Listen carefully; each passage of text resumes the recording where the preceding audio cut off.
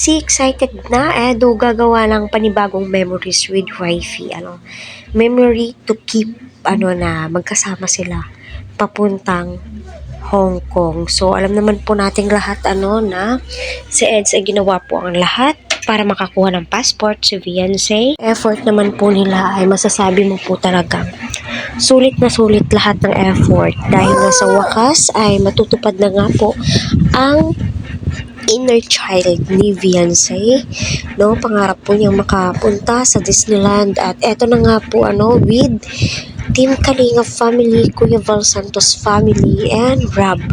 So makikita naman po natin na excited silang lahat. Siguro excited din po ang mga sponsors ni Fiancé na sa wakas makakapunta ang kanilang beneficiary sa Hong Kong at saka sa mga supporters out there, viewers out there na nag-aabang kaya patuloy po nating suportahan si Kalinga Prab, Kefal at ang buong team. Please wag po natin skip ang kanilang ads para sa ganoon ay marami pa po nga po Team Eds bago nga po pumunta sila Fiancé Eds sa airport, and syempre tilay nag meet and greet pa po sila sa kanilang mga supporters ni Rob sa MOA or Mall of Asia. Di ba? Grabe sila Kalinga Prab, kahit na napakasikat na po sila, very down to earth, ini-entertain po talaga nila ang kanilang mga supporters, especially si Kalinga Edo and Fiancé. Diyan mo po masasabi na